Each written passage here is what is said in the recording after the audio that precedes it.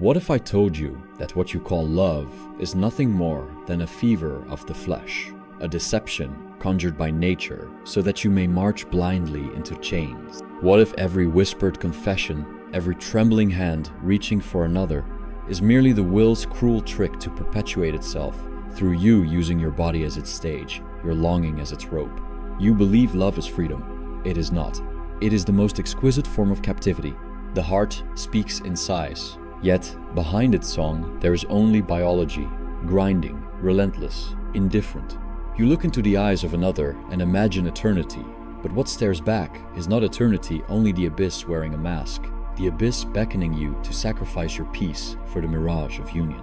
Love does not heal, it unsettles.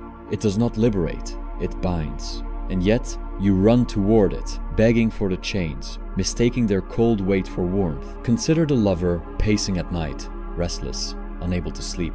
The mind replays every word, every silence, every absence. A missed call becomes a dagger, a delayed reply an earthquake. This is not joy, it is torment with a perfume, pain disguised as meaning.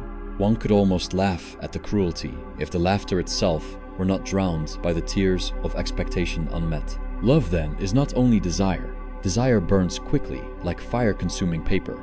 Love lingers, it festers, it seeps into the marrow, not satisfied with a single touch, but demanding repetition, possession, permanence. It is the will's most intricate snare, not merely the thirst for flesh, but the hunger to conquer another's freedom, to absorb another's life into your own. And yet, the paradox.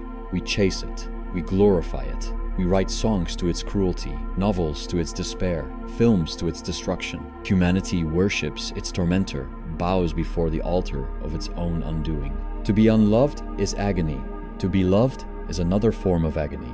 You may escape solitude only to enter bondage. You may flee bondage only to meet solitude again. You feel this, don't you? That silent tremor, the recognition that beneath the sweetness of affection lies a pulse of suffering. It is why the happiest moments with a lover often carry the faint taste of dread, because somewhere, hidden, you already know, it will end, either in betrayal, in indifference, or in death. Love is not only desire. It is the wound we cherish, the dream we refuse to wake from, the lie we willingly repeat, because the truth, the cold, unbearable truth, is that without it, life would feel too empty to endure. You believe love elevates you, makes you more than yourself. But look closely. It is not an ascent, it is a fall, a plunge into the abyss of dependency, where your joy hangs by the trembling thread of another's mood, another's fleeting attention. When they smile, the world seems bearable. When they turn away, the world collapses. Tell me, is this greatness, or is it enslavement disguised as ecstasy? A friend once confessed, "When she left, I did not lose her, I lost myself." That sentence is the quiet epitaph of every passion. We imagine we own another heart, yet in truth, it is our own heart that has been seized, our will enslaved, our peace confiscated. What we call heartbreak is not the absence of another, it is the revelation of our own dependence. The poets speak of love as fire, but fire consumes, it devours until only ashes remain, and those ashes you clutch as though they were gold. You replay old messages, keep their belongings, linger over the scent left on a pillow. This is not devotion, it is haunting. The beloved becomes a ghost that stalks you even in their absence. And still, we beg for it. We throw ourselves into its furnace again and again, like moths striking the same flame, knowing each time that wings will burn, yet unable to resist the light. Why? Because the will inside you, that blind, ceaseless striving, demands continuation. It whispers that you are incomplete without the other, when in fact you are only incomplete because you believed it. This is the paradox. In fleeing pain, you fall into greater pain. You seek love to escape loneliness, but in doing so, you discover the deeper loneliness, the loneliness of depending on someone else to make existence bearable. You think the cure is union, but union brings its own disease. Jealousy, fear, possessiveness, the endless terror of loss. The will offers you relief with one hand and strangles you with the other. Aphorism. To love is to hand your enemy the weapon with which to wound you, and to smile as you do so. And yet, in these very ruins, in this cruelty, something astonishing flickers. For in recognizing the illusion, you glimpse the truth. Love is not only desire, It is the mirror held up to the will, forcing you to confront the abyss of your own need. It is both the poison and the revelation. Imagine two lovers at the beginning. They walk through the city at dusk, hand in hand, believing the lights above them shine brighter because of their presence together. Every word exchanged feels eternal, as if language itself had been invented for this dialogue alone. Yet what moves beneath the surface? It is not eternity. It is instinct, the will's unthinking urgency, a blind force that needs no poetry, yet adorns itself in poetry so that you might accept its command. They believe they have found meaning. In truth, they are instruments, two violins strung and played by an invisible musician, vibrating with a song that does not belong to them. The tragedy is not that this moment is fleeting. The tragedy is that they believe it is permanent. They carve promises into the air, pledging forever, yet forever is only the trembling hope of the moment. When desire softens, when repetition dulls the fire, what is left is not forever, but the ash of expectation. Every always collapses into the sobering once was. The lover you hold today becomes the stranger you avoid tomorrow. And you ask yourself how such closeness dissolved into distance, forgetting that distance was always there, masked only by the fever of need. Consider the ordinary stories. A man sits at a dinner table, staring at his partner across from him. 10 years have passed since their first meeting. He remembers the intoxication of her laughter, the unbearable urgency of waiting for her reply. Now silence fills the space between them like smoke. She speaks of errands, of weather, of trivialities. He nods, but his soul remembers the storm that once raged. What remains now is not love but habit, not ecstasy but endurance. This is not unique to him. It is the universal destiny of passion. The fire must become ash, the symphony must end in silence. And yet, still, countless hearts dive headlong into the same abyss. A woman checks her phone at midnight, waiting for a message from someone who no longer thinks of her. She convinces herself he is busy, that tomorrow will bring the reply. Tomorrow comes, and silence remains. The silence spreads like frost over her skin, each hour colder than the last. This silence is not accidental.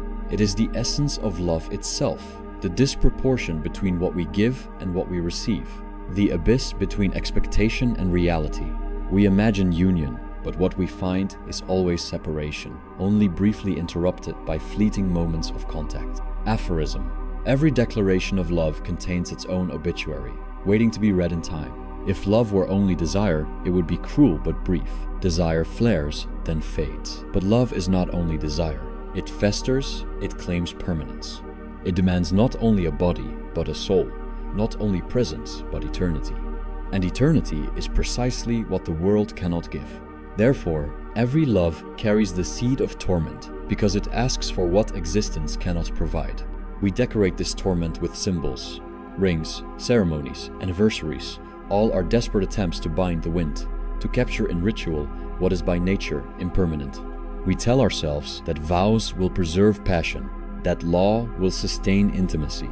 But the truth is that no promise, no ritual, no decree has power over the will. The will moves as it pleases, casting aside one attachment for another, mocking your efforts to cage it. Marriage does not sanctify love. It buries it under habit, until the living flame becomes an ember one barely remembers. Look at the jealousy that consumes lovers, the suspicion, the restless checking, the gnawing fear that the beloved's gaze might fall upon another. What is this if not proof of slavery? The free man fears nothing, but the lover is never free. He imagines his joy depends on fidelity, yet in truth, his torment springs from dependence itself. He has surrendered his sovereignty and now clings desperately to the chains he once mistook for gifts. And even in fidelity, suffering persists. Two lovers may remain faithful for life, but fidelity does not spare them the inevitable. One must watch the other decay, weaken, and die. Love promises eternity, yet time answers with the grave. To hold another as mine forever is to forget that nothing on earth is forever, least of all the fragile vessel of flesh that carries the soul. Death, indifferent and patient, always interrupts the dream. But perhaps the deepest cruelty lies not in betrayal or in death, but in the realization that love itself is never about the other. The lover does not truly seek the beloved's happiness. He seeks his own completion through her. Love, no matter how exalted, is selfish at its root. The beloved is not loved for herself, but for the intoxication she provokes. Remove the intoxication, and the lover sees nothing sacred left. This is why the same person who once declared you the purpose of his life may later discard you with indifference. His worship was never for you. It was for the effect you produced in him. Aphorism. The beloved is not the treasure. She is only the mirror in which the lover mistakes his own hunger for beauty. And so we arrive at the paradox. Love feels like transcendence, yet it chains us to the lowest instinct. It feels like eternity, yet it collapses under time. It feels like union, yet it deepens separation. The sweetness of the kiss conceals the bitterness of the dependency it breeds. To chase it is to flee pain, yet the chase itself is the deeper pain. I once saw an old man sitting alone on a park bench, watching couples walk past him. His face was expressionless, but in his stillness there was knowledge.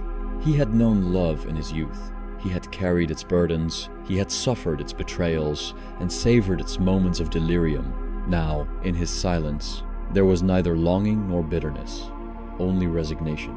He had seen through the masquerade. He no longer sought another's gaze to affirm his existence. In his loneliness, he was more whole than the couples who passed by, clinging to one another out of fear of emptiness. This is the uncomfortable truth. Love does not liberate us from loneliness. It merely distracts us from it for a time, then delivers us back into it with interest.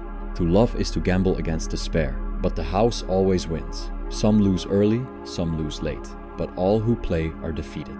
And yet, one cannot simply refuse love. To deny it is to feel the emptiness of existence too nakedly. To embrace it is to suffer its illusions. There is no path untouched by sorrow. The choice is not between suffering and joy, but between one form of suffering and another. Aphorism. He who avoids love suffers from loneliness. He who embraces love suffers from bondage. Choose as you will, the will laughs at both. And so the question lingers. If love is not only desire, what is it? It is the mirror of existence itself, striving, restless, insatiable, deceptive, cruel. To study love is to study the will in miniature, condensed into the fever of two bodies and the torment of two souls. And like existence itself, it promises meaning yet delivers only repetition, struggle, and loss. You imagine yourself free when you fall in love, as though you were making a choice. But no one chooses whom they love. You are seized, compelled, overtaken by a force that cares nothing for your reason, your plans, your peace. This force is not your soul, but something older, more ruthless, blind, and mechanical. The will to life. It pulls you toward another, not for your happiness, but for the continuation of the species. The poetry you speak is merely camouflage, the illusion draped over a biological imperative. You kneel at the altar of romance, but in truth, you are bowing to the will's demand that life repeat itself through you. A man sees a woman across a crowded room. His heart surges. His mind invents stories of destiny. His body trembles. He believes he has found the one. But why her and not another? Why this face, this form, this voice? Because somewhere in his blood, in his silent instinct, he recognizes the features that will combine with his to create another generation. What he calls love at first sight is merely the unconscious recognition of reproductive advantage. Nature cares not for his joy, only for his usefulness as a vessel. And yet he believes it is freedom, transcendence, fate. This is the grand trick. The will does not reveal its real purpose, for if it did, you would resist. Instead, it intoxicates you with longing, blinds you with idealization, whispers into your ear that eternity is possible. You suffer willingly, you sacrifice gladly, because you mistake the will's chains for the embrace of the beloved. Aphorism. Love is the will wearing a mask, and the mask is always beautiful enough to deceive its victim. Look closer at obsession. The sleepless nights, the inability to think of anything else, the jealousy that gnaws, the despair when abandoned. These are not signs of spiritual depth. They are symptoms of possession, the will taking full command of its host. What we call romantic passion is a fever that makes slaves of the mind. And when at last the fever breaks, you look back and ask, what madness was this? How could I have surrendered so completely? But the madness was never yours. It belonged to the will, which used you and discarded you once its purpose was served. This is why the history of love is also the history of betrayal, abandonment, and disillusion. The will drives two souls together with unbearable force, then abandons them to boredom once its hidden aim is complete. Lovers who once swore eternity awaken beside one another with indifference, wondering how the flame could die. But the flame was never meant to last. It burned only as long as the will required it. Consider the tragedies born of this. Duels fought over unfaithful lovers, suicides committed in despair, lives wasted in pursuit of an affection withheld. All this blood spilled, all this agony endured for what? For the blind continuation of a process that does not know your name, that does not care whether you live or die. The will consumes your heart as fuel, and when the fuel is spent, it moves on without pity. And yet, knowing this, you cannot escape it. Even the philosopher, armed with clarity, feels the stirrings of desire, the intoxication of beauty, the ache of loneliness. Knowledge cannot dissolve the will's command. It can only strip away the illusion, leaving you with the bitter awareness of your servitude. To live is to obey the will. To love is to obey it doubly, with chains that feel like caresses. Aphorism. The lover believes he is chasing joy, but it is the will that is chasing him, and he runs straight into its net. Sometimes, in rare moments of lucidity, you glimpse the truth. The beloved's face, once worshipped, suddenly appears ordinary. The spell lifts, and you realize that what seemed divine was merely human. This moment of clarity is terrifying, for it reveals that your entire devotion was built upon an illusion. You did not love her for who she was, but for what the will made you see in her. And now, with the illusion gone, you are left with emptiness. The abyss is revealed again, darker than before, because you now know how easily you can be deceived. But here lies the strange gift of suffering. Through love's cruelty, we are forced to confront the essence of life itself. Love is not only desire, it is the concentrated form of existence, restless striving, endless illusion, the promise of happiness followed by the certainty of loss. To study love is to hold a mirror to the world. It reveals everything: the insatiability of desire, the futility of possession, the inevitability of death. And so the lover, broken and abandoned, is closer to truth than the one still intoxicated. For in despair, he sees reality unmasked. He sees that love was never freedom, never salvation, but the most exquisite form of servitude. You have seen it, perhaps the man who cannot let go. His lover has left, yet he continues to circle her presence like a moth circling an extinguished flame. He checks her absence as if it were presence, stalks her shadow as if it were light. The pain is unbearable, yet he clings to it. Why? Because even agony feels preferable to the abyss of nothingness. To suffer for love is at least to feel alive. To be without love is to face the hollowness of existence with no distraction. This is the paradox that tightens like a noose. In fleeing pain, he binds himself to deeper pain. He believes his suffering is noble, proof of the depth of his devotion, but in truth it is only proof of his slavery. He worships the very chains that strangle him. He does not realize that the beloved has become less important than the suffering itself. The agony is no longer about her. It is about him, about his refusal to let go of the illusion that his life can be filled from outside. Aphorism. The greatest tyrant is not the beloved, but the illusion of fulfillment she represents. Jealousy intensifies this torment. Think of the lover who imagines his beloved in the arms of another. He cannot sleep, cannot breathe, cannot bear the thought of being replaced. Yet beneath this jealousy lies an even darker truth. He does not rage because she loves another, but because his illusion is no longer singular. He believed he possessed eternity in her. Another man's presence reveals the lie that she was never his, that nothing can ever be possessed. The will cloaked this truth with passion, but jealousy tears away the veil, leaving him naked before reality. A woman, abandoned by her partner, writes letters she never sends. In them, she pleads, curses, bargains. She tells herself that if he would just return, everything would be as before. But this is another deception, for even if he returned, the fracture would remain. The innocence of passion cannot be restored once it has been broken. The wound of betrayal does not heal. It festers beneath every gesture, every word. To love again as before is impossible, for the illusion once shattered never regains its shine. And still, people cling. They cling because the alternative is unbearable. Without the illusion of love, existence appears in its raw form. Endless time, empty repetition, the self staring at itself with no veil between. This is the silence people fear most, not solitude itself, but the solitude of seeing life unadorned. Love, even in its cruelty, is a mask that spares us from this vision. When the mask falls, the abyss stands revealed. Aphorism: the heart prefers slavery with illusion to freedom with truth, but despair, if endured, can sharpen. In the very moment when the pain feels most unendurable, a strange clarity arrives. The lover sees, perhaps for the first time, that his torment is not unique but universal. Countless before him have suffered this same fever, and countless will suffer after him. His suffering is not his alone. It is the form of suffering itself, the mark of being alive. This recognition, though bleak, carries a kind of release. For what is universal loses its sting of personal injustice. The breakthrough comes not in comfort, but in cold acceptance. To love is to be deceived, to suffer, to lose. This cannot be avoided. But to see it as illusion, to recognize it as the will's game, is to step outside the fever for a moment and watch it burn without being entirely consumed. One cannot kill the will, but one can unmask it. And in that unmasking lies a fragment of freedom, not freedom from pain, but freedom from illusion. And so, the arc completes itself. Love begins as ecstasy, descends into dependency, flowers into jealousy, collapses into despair, and finally dissolves into clarity. What remains is not joy, but lucidity. The beloved is gone, the illusion shattered, but in the ashes there is knowledge. The knowledge that love was never salvation, only another mask the will wore to keep you enslaved.